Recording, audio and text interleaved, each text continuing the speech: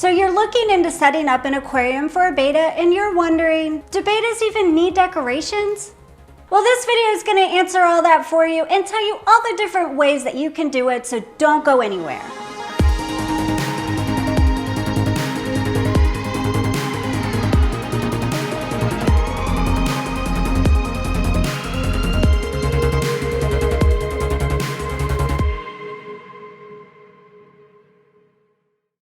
Okay, so if you don't have much time and you just want me to get to the point of all of this and you don't want to hear what I have to say, the answer is no. Bettas don't need decorations. But you should still watch this video because I'm going to come at you from every side of the argument and then you can decide what you want to do with your betta tank. But what I said is true. Bettas don't have to have decorations in their tank. They can live a long and happy life in a tank with literally nothing in it. But let's talk about why, even though the fish will survive, you still shouldn't do that. So here's the deal. You've probably heard that crazy husband of mine say that he likes the fish to be the decoration in the tank. He doesn't like putting a bunch of stuff in there to make the tank look pretty because he thinks it takes away from the fish. And he wants all the focus to be on the fish. This is completely fine in his tank because his fish don't require hiding spots or decorations so that they can go retreat and get away from other fish. He's keeping things like Oscars, bikers, goldfish, things that really don't need any of that. And with those fish, I completely agree. These are big fish that make a huge statement on their own and don't need a bunch of fancy decorations. Plus, they just destroy it all anyway. Bettas are the complete opposite side of the spectrum. They're small and they don't have the same attitude as those big pigs that John likes to keep. If you walk up to his Oscar tank, all three of them will swim right up to the front and greet you like dogs when you come home from work. It's adorable and bettas will do the exact same thing. But they'll also run away and hide if something spooks them. If you spook the Oscars, they'll just be like, huh? What was that? Did you see something? So think about it. If you're a small child and you're in a room all by yourself and it's empty and there's just nothing in there, no furniture or anything, and you get spooked, what are you gonna do? Go curl up in a corner? If there's a couch in the room, you could go hide behind that, or you could hide under the bed, or even go hide in the closet. But if you're a big guy and you're in that room, then you're gonna be like, I know this is silly, but I hope I'm making sense. Bettas are very sociable little fish, but they can also get spooked very easily. So giving them somewhere to go is critical. Give them somewhere to feel safe and calm down until things settle down.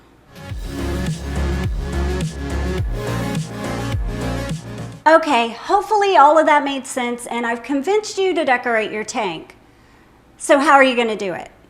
Well, there's a few things to think about when deciding what to put in the tank. First is plants because the benefits they have to the health of the water, and second is hides. Plants feed off of fish waste and broken down food in an aquarium, which helps the water to stay healthier for your betta. When you consider that most betta tanks don't have a lot of filtration or water movement, this is going to be very helpful. Not required, but helpful. Depending on what types of plants you choose, they can also provide those hiding places we talked about before, so you're getting a beautiful, natural-looking tank with the benefits that live plants bring, plus it gives your betta hiding places. It's perfect. Next is hides. This is somewhere that your betta can retreat to if he feels scared, or maybe he just wants to go somewhere and hang out.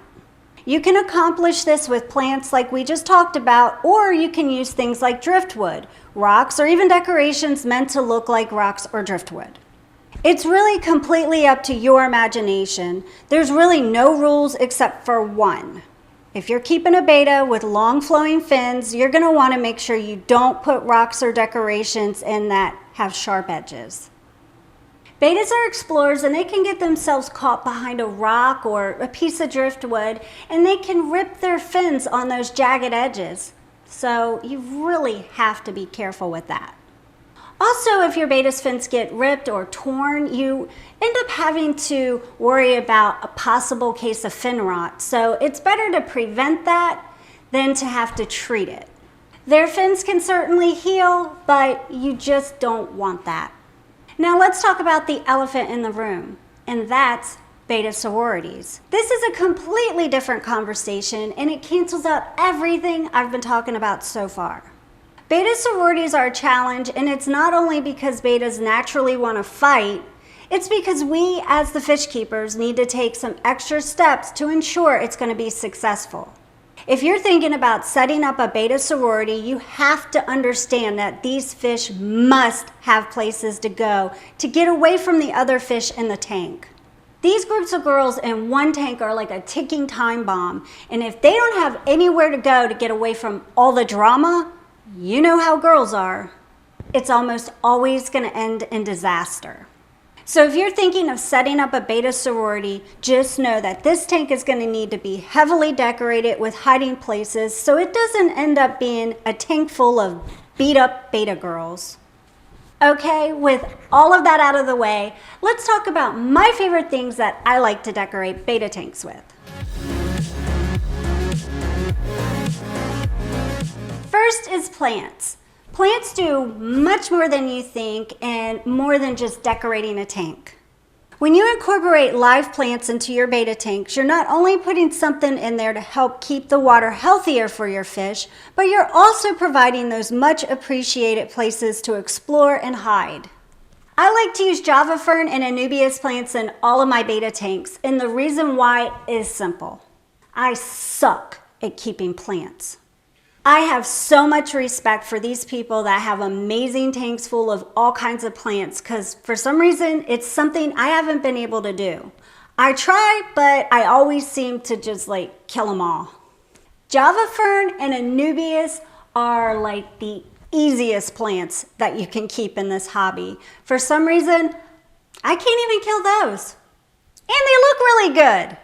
Now, of course, you can use any plant you want, but for me, I'm going to stick to the ones that I know I can keep without killing them. Here's an idea for some plants that I can't kill.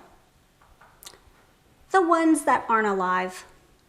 Artificial plants have come a long way, and they've got tons of them out there that look really good and look similar to the real thing. The only thing I would warn you about is some fake plants can be a little sharp. If they're too sharp and rigid, they can end up snagging your beta's fins. And we don't want that because we don't want damaged fins, which could lead to fin rot. Look for artificial plants that are softer and don't have the sharp edges on them. You might pay a little bit more, but at least you don't have to worry about your fish's fins getting hurt. And the biggest bonus of all, you can't kill them.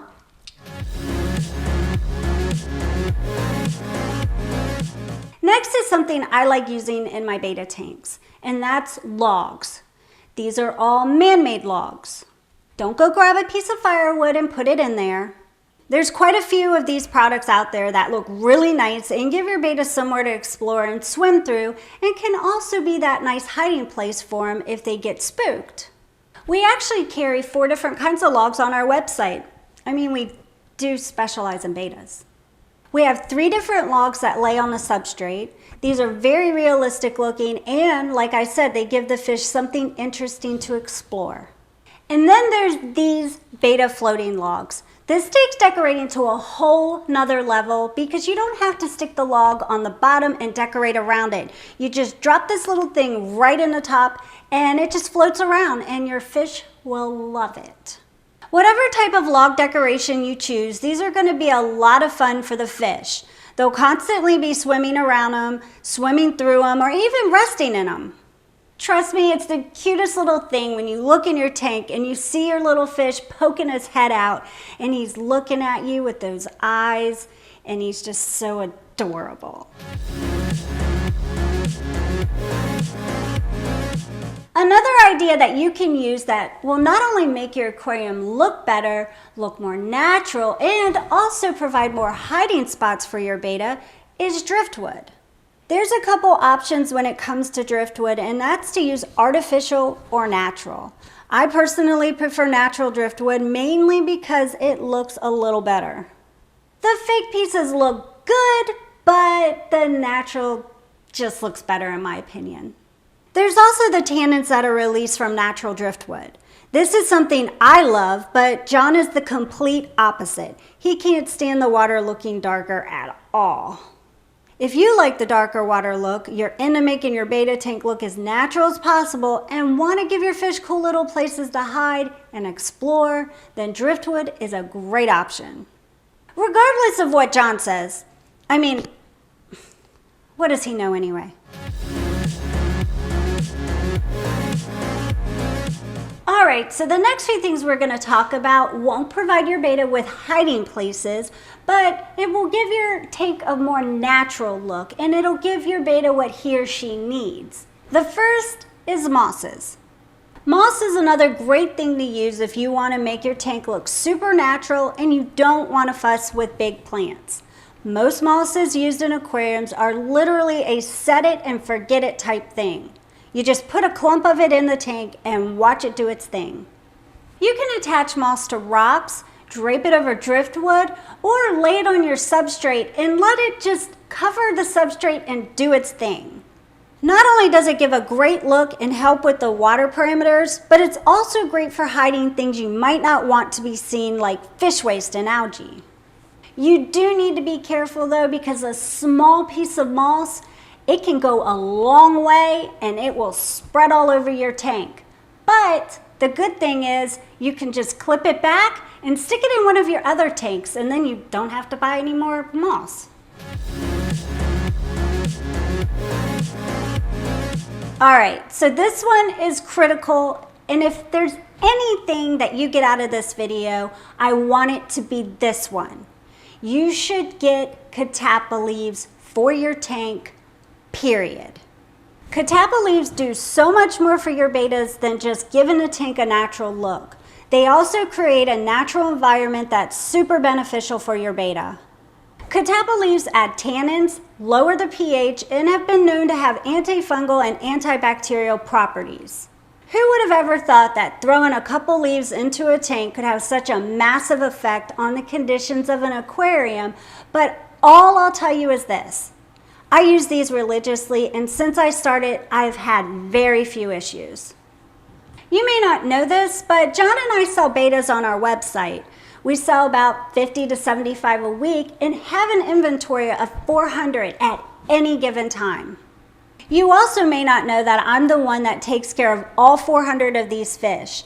As you could probably imagine, this is quite a chore. For me to maintain my sanity, I need to make sure I set these tanks up with the best chances of success. I do this by using Catapa Leaves in my water when I mix it up to do water changes. I put leaves into the containers, which makes it look like iced tea, and then I mix the water as a concentrate to mix with my clean water. All I can say is this. I have very few problems with my fish, and I really do think this strategy has a lot to do with it. I also throw a small piece of a Catapa leaf in each bag with the betta, and ever since we started this, we've had very few issues. But I totally get it if you don't like the look of these leaves, especially when they break down and they get kind of messy. So you want to use Catapa Leaves, but you just don't want to deal with all of the hassle? Well, that's when this product comes in handy. This is Dark Water from Fritz. It's the perfect product for people who don't want to deal with the actual leaves.